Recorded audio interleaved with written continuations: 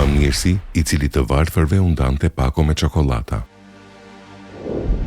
Në këtë video do të dëgjoni këshilla interesante që ka treguar një mjek i cili thotë: e kam pasur një komshi i cili ishte shumë i sjellshëm, i qetë, shumë i shoqërueshëm dhe i dashur me njerëzit. Një ditë e takova derisa po e përgatiste makinën e tij për të shkuar diku. Ajo që mua më befasoi në veçanti dhe më bëri përshtypje ishin pakot me çokolata, 20 pako me llojet më të mira të çokolatave në ulsen e pasme të makinës së tij. I dhash selam dhe e pyeta: ku po shkon o komshi? Ai ma ktheu selamin dhe më buzëqeshi me një buzëqeshje kuptimin e së cilës nuk e kuptova dhe më tha: ku po mendon se po shkoj? A do të më bësh shoqëri? Unë i thash: po, dua, por mos të shkojmë larg. Ai tha: nëse do Allahu, nuk vonohemi. Kështu që u nisëm për në një lagje shumë të varfër rreth 45 minuta me makinë larg shtëpive tona. Pastaj ai e ndaloi mjetin, i mori disa pako me çokolata dhe u nis për në shtëpitë e para. Trokiti në derën e shtëpisë së parë dhe fëmijët ja hapën derën. Kur e pan atë në derë, ata kërcyen nga gëzimi dhe e thirrën nënën.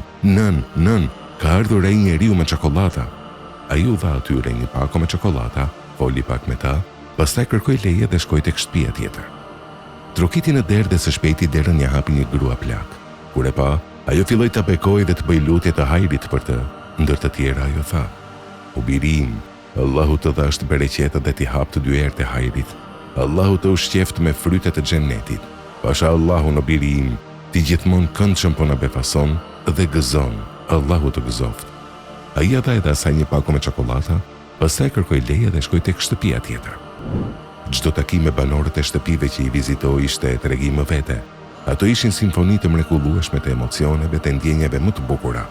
E përfunduam shpërndarjen e pakove me çokolata, u kthyem në makinë dhe u nisëm për në shtëpi. Kur ulëm në makinë i thash: Allahu të dhash të çdo të mirë o fqinjë im. Është e mrekullueshme ajo që bëre, por unë kam një pyetje. A nuk do të ishte më mirë që t'ju jepi atyre para dhe ata vetë të blejnë çfarë të duan? Fqinji qeshi me zë në pyetjen time, sikur ju imponua ajo që e pyeta, pastaj u kthye, e mori një kuti çokolata dhe më tha: hape doktor. E hapa me një kureshtje të madhe dhe me dëshirë që të shoh se çfarë fshihet në të. Dhe çfarë të shoh? Përveç çokolatës në kuti, ishin edhe paratë mbështjella në letër të veçantë. Kjo e rriti habin dhe konfuzionin tim, andaj e pyeta: fqinji im i dashur, përse nuk ua ke dhënë paratë drejt për drejt? Pse është dashur t'i vendosësh në kuti të çokolatës?